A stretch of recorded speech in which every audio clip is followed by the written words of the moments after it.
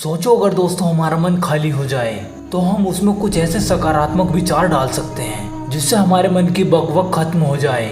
जो हमारे मन में नकारात्मक विचार चलते रहते हैं वो खत्म हो जाएं। और दोस्तों अगर आपने अपने मन को एक बार बस में करना सीख लिया तो फिर आप अपने मन से जो चाहें वो करवा सकते हैं। इसीलिए अगर आप अपने मन की बकबक खत्म करना चाहते हैं तो इस कहानी को आखिर तक जरूर सुनिए।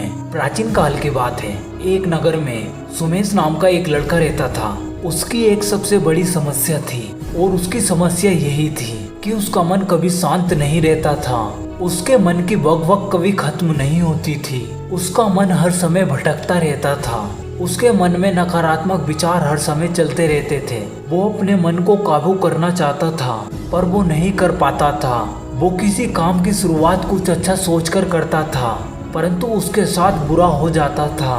कभी वो अपने अतीत के बारे में सोचकर पछताता था तो कभी ये सोचकर दुखी हो जाता था कि आखिर मेरे साथ ही बुरा क्यों होता है। और कभी वो ये सोचकर घबराता रहता कि अगर मैं अपने भविष्य में सफल हो गया, अगर मैं इतनी मेहनत करने के बाद सफल ना हुआ तो मेरा क्या होगा। उसने बहुत सारे लोगों से ये बता दिया था कि भविष्य में मैं ये करूँगा वो करूँगा, और वो यही बात को सोचकर दुखी रहता कि अगर मैं भविष्य में सफल ना हुआ तो लोग मेरी मजाक उड़ाएंगे।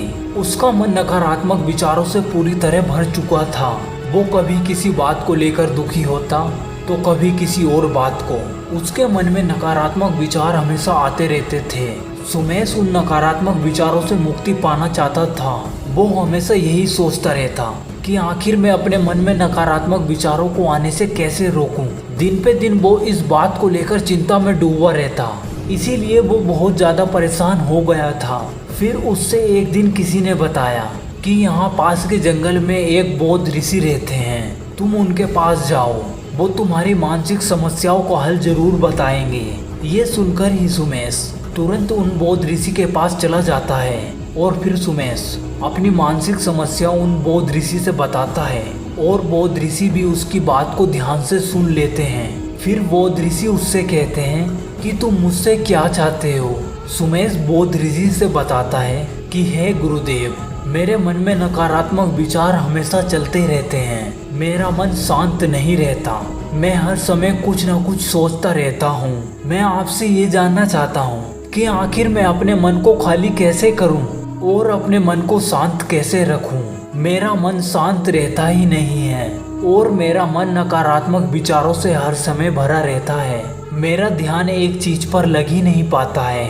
मैं एक काम करता हूँ तो नकारात्मक विचारों की वजह से मेरा मन दूसरी ओर चला जाता है। मेरा मन एक जगह ठहरता ही नहीं है और इसी तरह मेरे मन में रोज हजारों विचार चलते रहते हैं। और ये मेरे साथ कब होता है, कैसे होता है, मुझे ये पता ही नहीं चलता है। और थोड़ी देर बाद मुझे ये एहसास होता है कि आखिर मैं क्या करने बैठा था और क्या कर रहा हूँ। गुरुदेव, मैं अपने मन को विचारों से खाली कर देना चाहता हूँ। मैं चाहता हूँ कि तब तक मेरे मन में कोई विचार ना आए जब तक मैं ना चाहूँ। तभी उन ऋषि ने कहा कि किसी समस्या का समाधान तभी निकाला जा सकता है जब उसकी जड़ तक पहुँचा जाए। समस्या को ठीक से समझते हैं और जानते हैं। आगे ऋषि सुमेश से पूछते हैं कि क्या तुमने मन को कभी थोड़ा समझा है, थोड़ा जाना है। ये सुनकर सुमेश कहता है कि है महाराज, मैंने अपने मन को जानने की बहुत कोशिश की है, लेकिन मैं इसे जितना जानना चाहता हूँ ये उतना ही ज्यादा रहस्यमयी बनता जाता है। फिर ऋषि ने सुमेश को एक घड़ा दिया और उससे कहा, जाओ और इसमें छोटे छोटे पत्थर भर के ले आओ।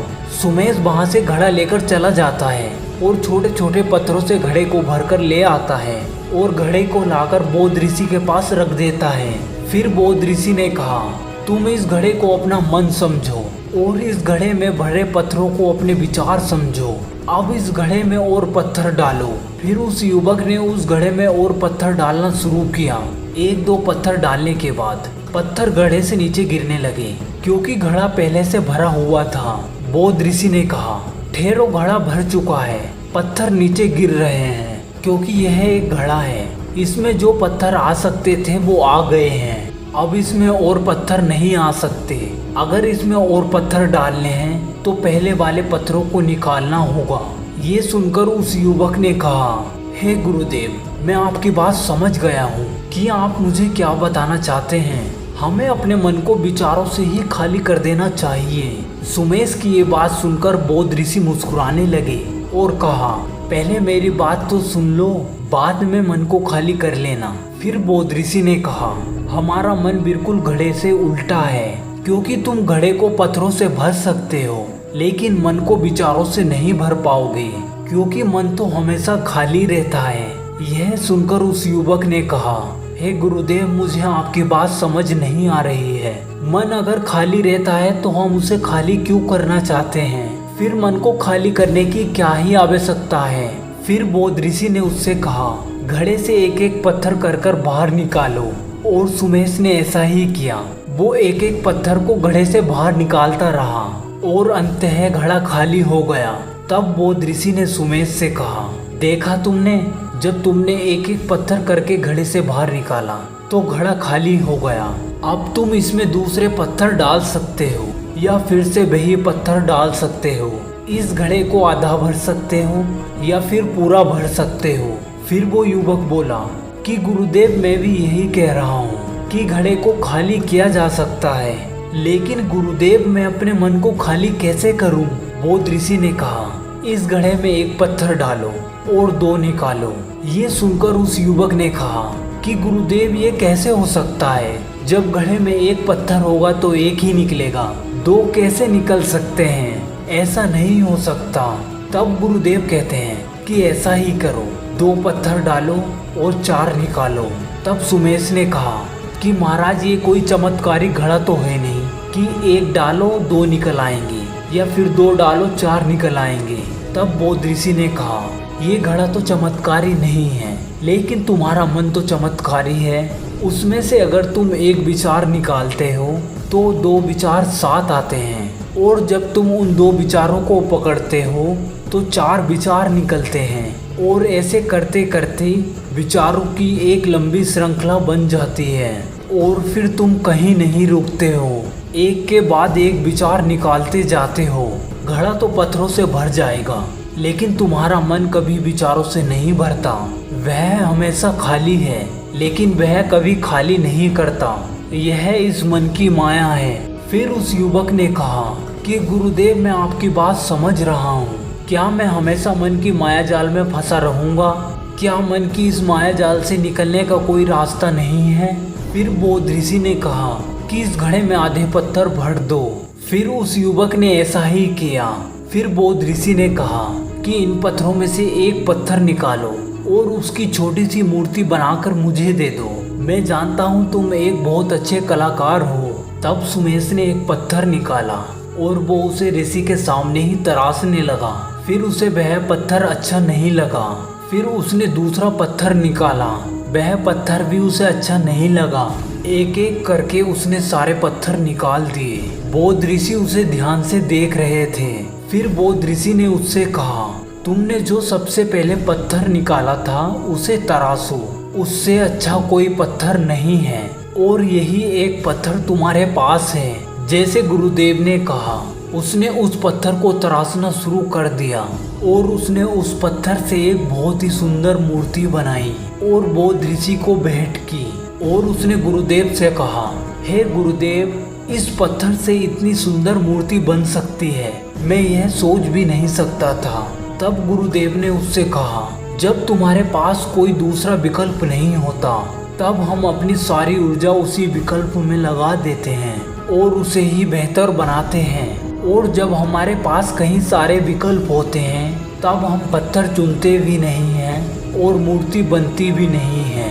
तब युवक ने कहा कि गुरुदेव, मैं आपकी बात समझ रहा हूँ, लेकिन कृपया आप मेरा मार्गदर्शन करें। तब गुरुदेव ने उससे कहा, एक दो दिन में तुम्हारा मन खाली नहीं होगा। यह बहुत लंबी प्रक्रिया है, क्या तुम उसके लिए तैयार हो? तब उस युवक ने कहा, जी गुरुदेव, मैं तैयार हूँ। तब गुरुदेव ने कहा, मन को शांत रखने के और मन से नकारात्मक विचार निकालने के 4 तरीके हैं। आओ इन्हें एक एक करके समझते हैं।